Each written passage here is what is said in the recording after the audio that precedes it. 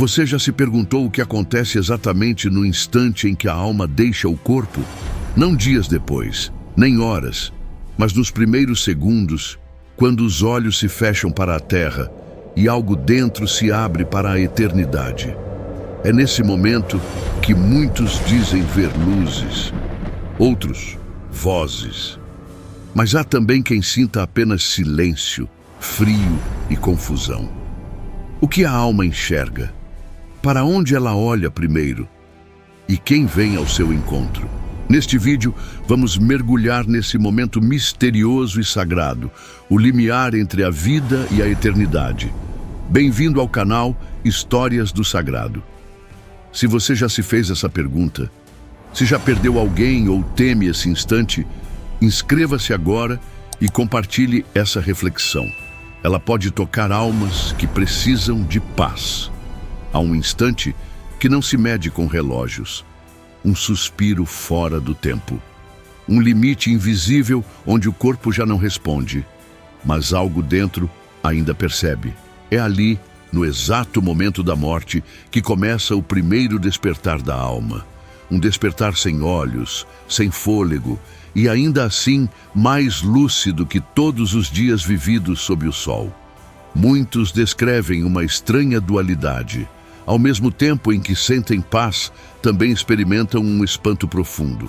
Como se tudo aquilo que conheciam, o próprio nome, os laços, os lugares, estivesse por um fio, mas ainda os tocasse de longe.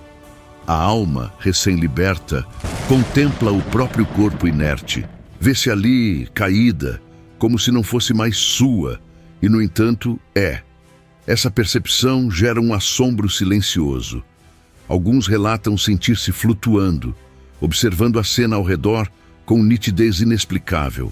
Outros falam de uma escuridão sutil, como se estivessem dentro do silêncio. Não há dor física, mas uma espécie de tensão interior, como quem pressente que algo sagrado está prestes a acontecer. É o primeiro passo fora do tempo. Há casos documentados de experiências de quase morte, em que a consciência relata detalhes cirúrgicos ou conversas em outras salas, mesmo sem sinais vitais. Mas para além da medicina, há algo que os santos já haviam descrito. O desprendimento da alma é real. E com ele vem o estranhamento. A alma não compreende de imediato onde está. Não se reconhece. É como um recém-nascido às avessas. Santa Teresa d'Ávila narra que, em certas experiências místicas, sentiu-se como fora do corpo, com um tipo de visão que não era dos olhos, mas da alma. Essa visão interior é o que muitos relatam na passagem da morte: enxergar sem ver, sentir sem tocar, saber sem entender completamente. A confusão inicial não é castigo, mas misericórdia.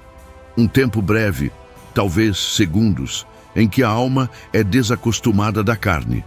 Uma purificação do olhar. E nesse momento cada alma reage de maneira única. Algumas se apegam desesperadamente à vida que ficou. Outras sentem-se atraídas por algo invisível.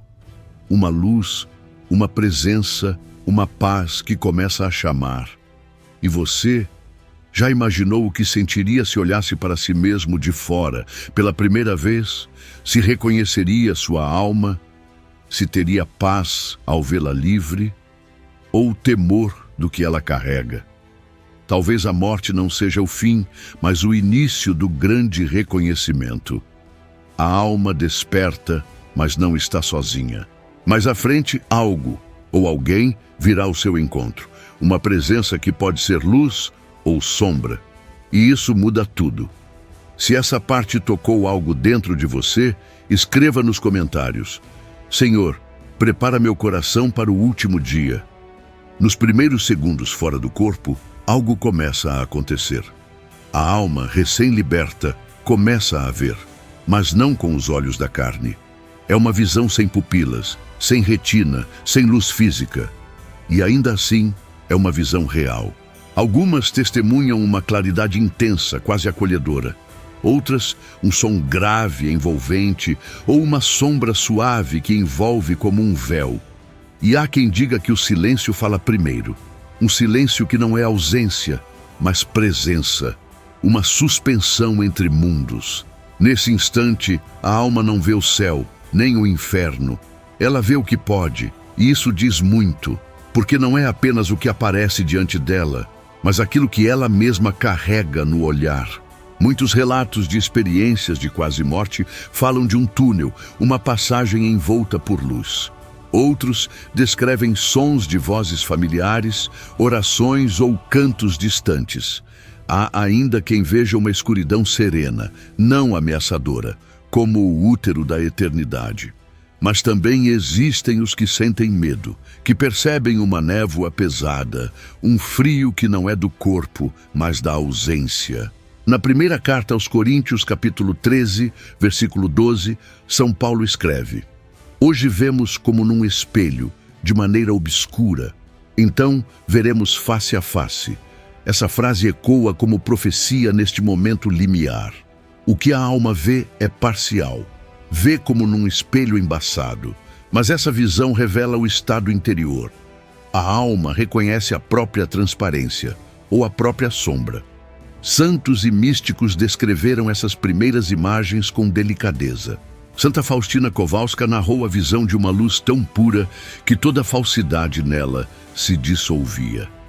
São João da Cruz falava de uma noite escura da alma, onde Deus se esconde para purificar o amor. E em muitos casos, o que a alma enxerga não é o céu, mas o próprio coração diante de Deus. Essa visão primeira é também um espelho, não de vidro, mas de verdade. E nem sempre ela mostra o que gostaríamos. É como se Deus, em silêncio, dissesse: olha para ti com meus olhos. Por isso, algumas almas choram, outras tremem, outras se prostram em adoração, porque não há mais disfarce, só verdade. Você já se perguntou o que apareceria diante dos olhos da sua alma? O que ela veria primeiro? Luz, som, sombra ou silêncio? E se o que ela vê for exatamente aquilo que mais escondeu? Mas esse instante ainda não é o julgamento, ainda é o limiar. Algo ou alguém começa a se aproximar. E quando isso acontece, o céu se inclina para a alma. Se essa imagem falou com você, escreva nos comentários, que eu veja, Senhor, com os olhos da alma. No instante em que a alma se desprende do corpo, algo a observa. Uma presença que não é humana, mas profundamente familiar. E muitas vezes é sentida antes de ser vista. É como se o céu enviasse um mensageiro silencioso para aquela travessia. Um anjo, ou algo que parece ser um. O Catecismo da Igreja Católica, no parágrafo 1020, afirma com clareza: o cristão que une a sua morte à de Jesus vê a morte como uma ida ao encontro dele e uma entrada na vida eterna. O anjo da guarda conduz a alma à presença de Deus. Não é uma metáfora, é doutrina. O anjo da guarda, fiel até o último instante, tem uma missão derradeira: guiar a alma à eternidade. Santos como São João Bosco, Santa Gema Galgani e São Pio de Pietrelcina relataram visões de anjos acompanhando a alma no momento da morte. Alguns descreveram luzes que se curvavam em reverência. Outros ouviram cantos que não se parecem com nenhuma música terrestre. E há ainda relatos de anjos que choram, não por tristeza, mas por beleza, como quem contempla uma alma pronta. Mas nem sempre é um anjo que se aproxima, e isso é um segredo temido, pois onde a alma está, outras presenças também podem se aproximar. Há quem descreva figuras escuras, formas distorcidas, vozes que não rezam, mas zombam, como se algo soubesse que aquela alma está vulnerável e tenta arrastá-la para longe da luz. A tradição ensina que no momento da morte há uma verdadeira batalha espiritual. As forças do bem e do mal se aproximam, não com espadas, mas com intenções. O céu quer salvar, o inferno confundir. E a alma, naquele instante, sente com mais clareza que nunca para quem viveu, para quem pertence. Mas há algo de imensamente consolador. Se a alma viveu unida a Cristo, se invocou seu nome, se teve fé, ainda que imperfeita, ela será conduzida. Porque o céu não abandona os seus, e mesmo quando a alma vacila, o anjo a sustenta. Quantos morrem sozinhos, sem ninguém por perto, mas não estão sozinhos? O céu os recebe em silêncio. Você já pensou no rosto do seu anjo da guarda? No som da sua presença? No que ele dirá quando chegar a sua hora?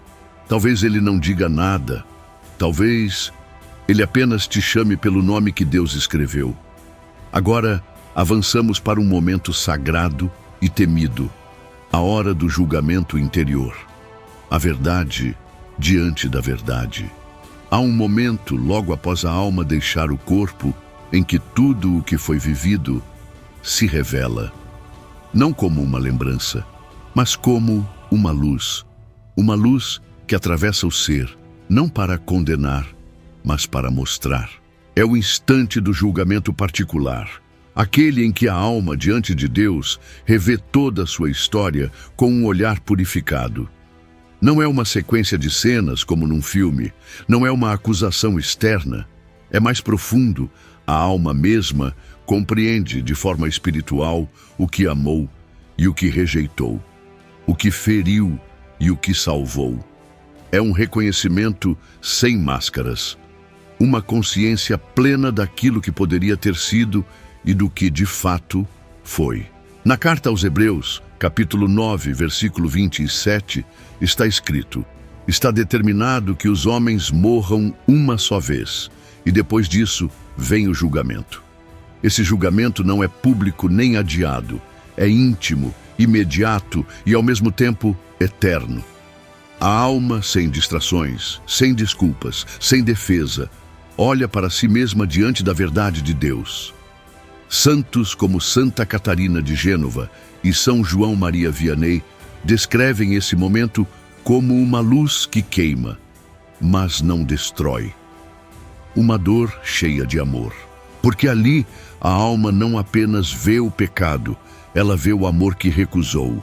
E isso, para muitos, é o verdadeiro sofrimento. Não o medo do castigo, mas a dor de ter ferido o amor. E há lágrimas nesse instante. Lágrimas interiores que não escorrem pelo rosto, mas pela eternidade. Lágrimas de arrependimento, de surpresa, de gratidão. Porque a alma entende que Deus esteve presente em cada gesto, cada silêncio, cada decisão. E que mesmo quando ela se afastava, ele permanecia. Mas também a paz. Uma paz que não vem da perfeição, mas da verdade aceita. Muitas almas, ao verem sua história revelada, não se desesperam. Elas se entregam, reconhecem a justiça de Deus. E por isso mesmo sentem sua misericórdia. Não há gritos, não há julgamento externo. Só um diálogo de alma para alma. E tudo é visto, conhecido e amado ou purificado. Talvez o mais temido não seja o inferno, mas esse olhar, o olhar que revela quem fomos, sem véus. O olhar de Deus que julga com justiça, mas julga com olhos de Pai. Se você já sentiu, mesmo em vida, esse tipo de arrependimento, essa lembrança que arde, mas purifica, compartilhe conosco. Pode ser sua história, ou a de alguém que tocou sua alma. Seu testemunho pode ser luz para outra consciência. E se, ao despertar do corpo e encarar a verdade, a alma não souber para onde ir, se tudo estiver diante dela, o passado, o pecado, a presença de Deus, mas não houver resposta nem direção clara, é nesse espaço espiritual que muitas almas se encontram. Entre dois mundos, entre o juízo e a eternidade, entre o amor e a ausência. Esse não lugar é descrito por místicos e santos como um tempo de espera. Um intervalo onde a alma não é ainda condenada, mas também não foi plenamente acolhida. E o que há ali é silêncio, um silêncio que não consola, inquieta, um silêncio que não protege, revela, porque o tempo da escolha já passou, e agora resta apenas compreender. Há almas que, ao se verem nessa condição, entram em agitação, sentem-se perdidas, confusas, como se caminhassem em círculos espirituais. Outras, resignadas, permanecem em recolhimento, como quem espera algo que não sabe se virá. E o que as distingue? O estado interior em que morreram, a fé viva, ou a indiferença, a confiança, ou o orgulho. A tradição da Igreja fala sobre a possibilidade de um tempo de purificação, o purgatório, não como um lugar de castigo, mas como um espaço de misericórdia. Ali, a alma é iluminada pouco a pouco, até estar pronta para a visão de Deus. Mas também há aquelas que não entram nessa purificação, porque não querem, porque se recusam a ser amadas por inteiro. São Gregório Magno escreveu que algumas almas, mesmo salvas, permanecem hesitantes, pois não estavam plenamente preparadas para a glória, mas também não eram indignas da salvação. É um tempo de sede, sede de luz, de Deus, de verdade, que ainda não pode ser plenamente saciada. E essa sede grita, mesmo no silêncio. Nesse estado, as orações dos vivos tocam profundamente as almas. Um rosário rezado com fé, uma missa oferecida com amor, um gesto de caridade em memória. Tudo isso chega até aquelas consciências como luzes acesas numa noite escura. E muitas, ao sentirem essas orações, se elevam, como se fossem puxadas pela graça de um outro coração. Você já acendeu uma vela por uma alma? Já sentiu, em oração, que alguém precisava de luz? Talvez essa sensação não fosse imaginação. Talvez fosse eco de um grito, sem som. E nossa resposta pode ser a única ponte para o céu. Mas há também aquelas almas que, mesmo nesse silêncio, são recebidas com honra, conduzidas com canto, com reverência, com festa, porque viveram com fé. E o céu as aguarda com portas abertas. A essas o tempo não retarda, as eleva. E mais adiante, é isso que veremos. Nem todas as almas caminham sozinhas após a morte. Algumas são recebidas como quem retorna de uma batalha vencida, conduzidas com honra, como filhos que voltam ao lar do Pai depois de cumprir a missão. Há um tipo de morte que não termina em silêncio, mas em canto. Uma travessia em que o céu se inclina com reverência, como quem saúda um guerreiro da luz. Essas almas não se destacam pelos milagres que realizaram, nem pelas grandes obras que deixaram, mas pela fidelidade no oculto, pela caridade escondida, pela fé sustentada no escuro. São almas que viveram unidas a Deus, não por emoção, mas por decisão. E é essa decisão, repetida por anos, que gera um perfume eterno. São Tomás de Aquino ensina que os méritos de uma alma justa a seguem até o trono de Deus. Não como troféus, mas como sinais vivos de uma vida consagrada. Mérito, no sentido cristão, não é orgulho espiritual, é correspondência ao amor de Deus. E quando a alma responde com amor, o céu responde com honra. Em visões relatadas por santos como Santa Brígida da Suécia ou São Francisco de Sales, há relatos de almas acolhidas com canto de anjos, colunas de luz e presenças celestiais que se abrem em alegria. Não como espetáculo, mas como reconhecimento. Aquela alma viveu o Evangelho e agora é recebida. Há relatos místicos em que multidões de santos ou familiares já salvos vêm ao encontro da alma, como se formassem uma escolta espiritual, um cortejo de eternidade, um abraço coletivo da Igreja triunfante.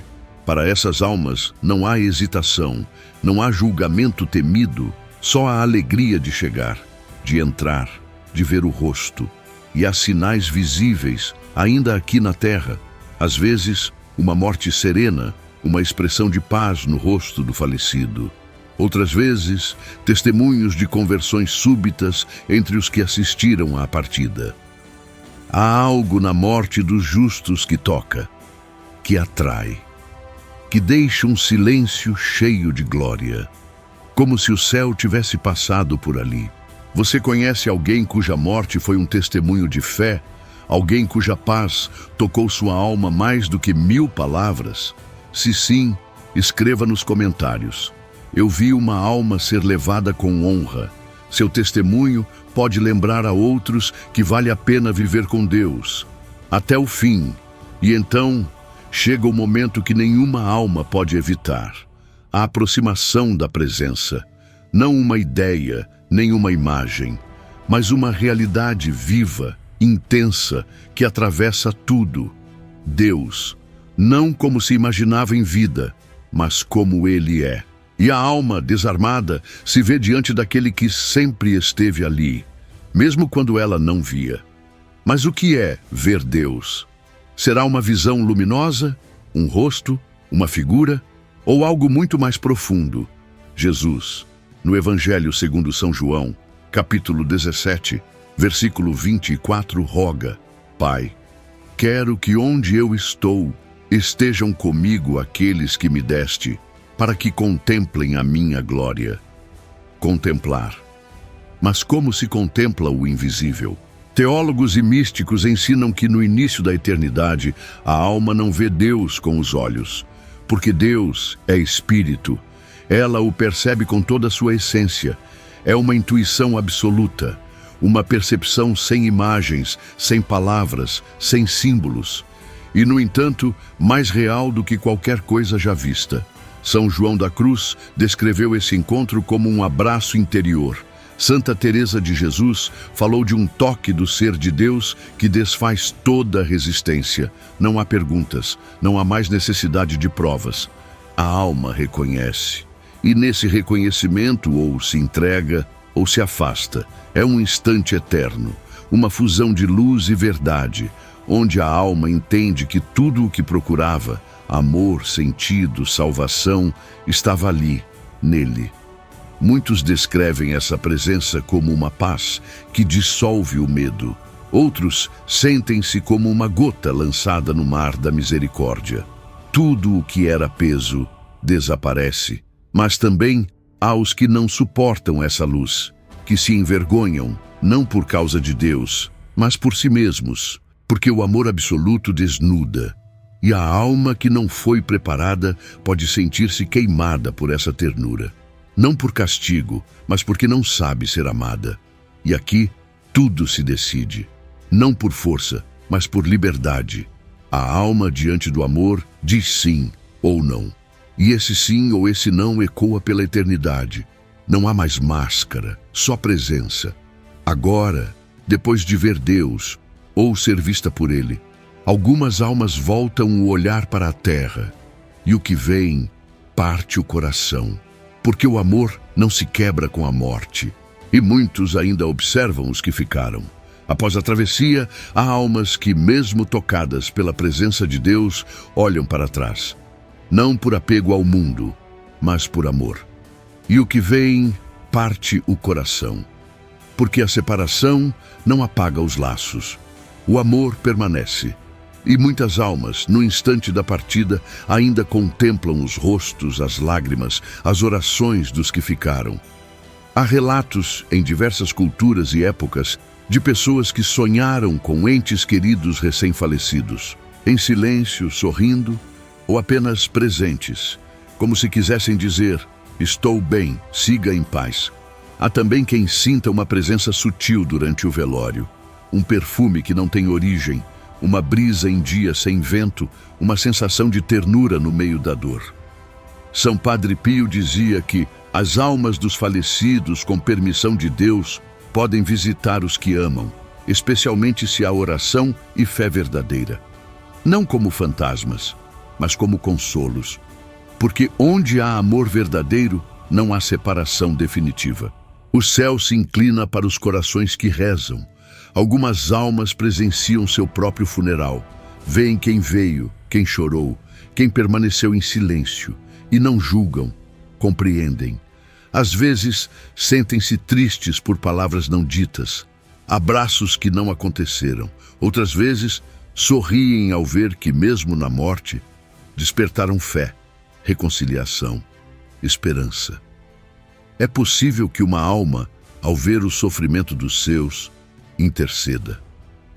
Que deseje que aqueles que ficaram se aproximem de Deus. Que encontrem sentido, não no luto, mas na eternidade, porque a dor pode ser semente, e há almas que, mesmo após partirem, ainda são instrumentos de salvação. E há também uma dor silenciosa, a dos que não puderam se despedir. Mas saiba, nenhuma despedida é perdida quando há oração. O tempo de Deus não é o nosso. Eu te amo, dito ao céu, ainda é ouvido. Uma vela acesa ainda ilumina. Você já sentiu algo assim? Já teve uma experiência espiritual após a partida de alguém querido?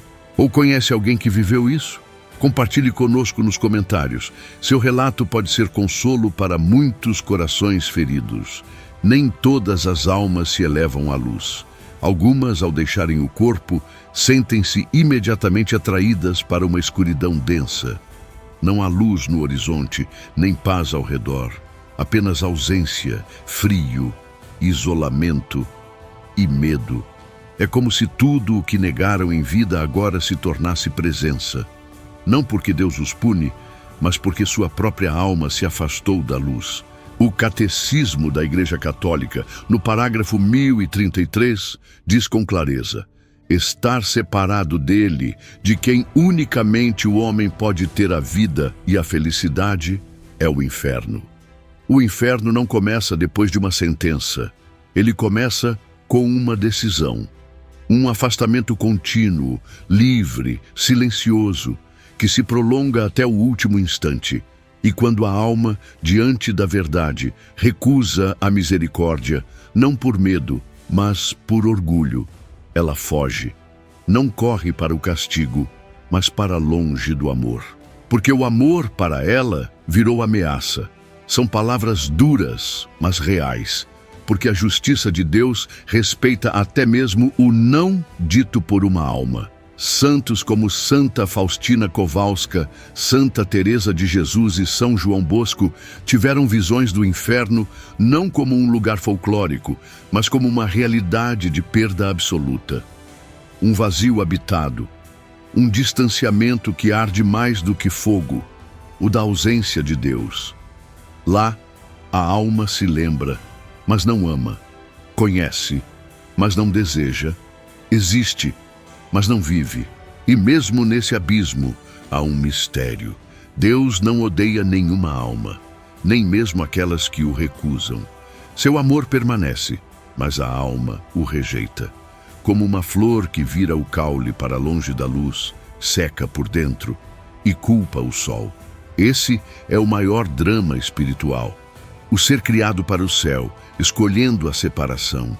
Mas até o último instante da vida, a chance, um sopro, uma oração, um gesto interior de arrependimento sincero pode mudar tudo.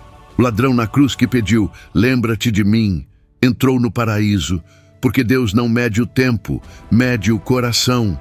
Mas após a morte, a liberdade se consuma, e assim, a alma perdida não é punida, ela se pune. Sua própria escolha a conduz para longe. E Deus, mesmo triste, respeita, porque o amor verdadeiro nunca força. Agora, no limiar desta jornada, resta uma pergunta silenciosa. O que podemos fazer enquanto ainda vivemos? Há algo que prepare nossa alma para não temer o último momento? Sim, e a resposta começa agora. Se há algo que toda essa travessia revela, é que a morte não improvisa. Ela apenas revela o que já estava sendo formado, em silêncio, dentro de nós.